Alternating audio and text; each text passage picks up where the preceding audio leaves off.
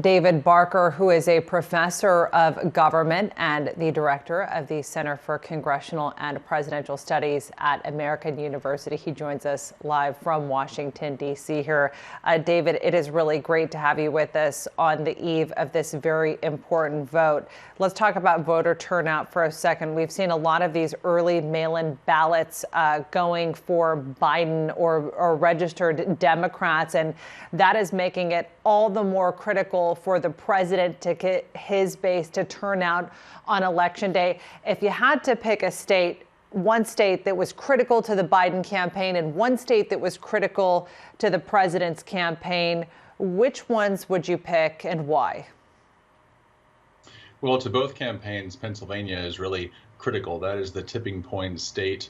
It's pretty likely that whoever wins Pennsylvania will be the next occupant of the White House. The problem there is that it's going to take several days for them to count all of the ballots. As for tomorrow night, we will know relatively quickly, though, possibly what the outcome is, because if Biden is able to win either Florida, North Carolina, or Georgia tomorrow, and we will know that tomorrow, then we will know that Biden has essentially won the election. So Trump can't afford to lose any of those states.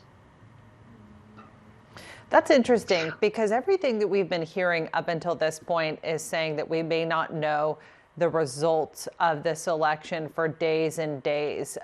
Is that mostly because these states have different rules in terms of counting? For instance, Michigan's mail-in ballots, they don't get counted until Election Day. And that leaves it very unpredictable in terms of when there could be a final result there. And it could also raise concerns that the president, if he does see that in-person vote tipping in his favor, he might declare an early victory. That's exactly right. And the reason that you have heard that has been under an assumption of a very close election. And indeed, if tomorrow night, if we find out that Trump has won Florida, North Carolina, Georgia, and Arizona, which are the states that count early, that are right now favored toward Biden, but have traditionally been more Republican-leaning states. If Trump somehow wins those states, then it is going to be 2, 3, 4 days, maybe a week until we get the results from Michigan, Pennsylvania, and possibly Wisconsin before we know the outcome. But as I said, if Biden wins Florida or North Carolina or Georgia, then we know that he's also winning Pennsylvania and Michigan and Wisconsin too. And we won't officially have a victor who can be, announced, but we'll know for all intents and purposes.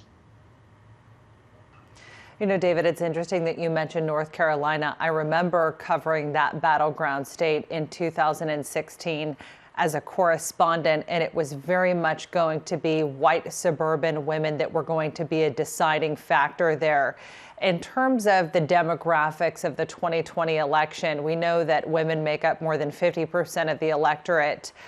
What would you say in terms of demographics as being one of the key deciders of this election? Is it white suburban women? And where do you think the demographic is leaning at that point?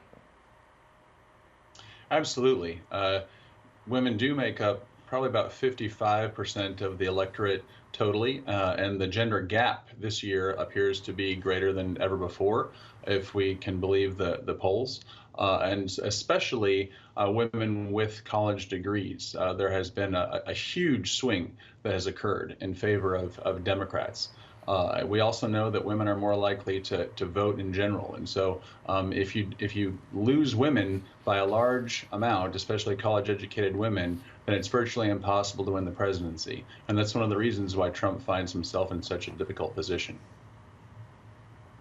David Barker, we really appreciate you being with us to break down the election again on the eve of this very important vote.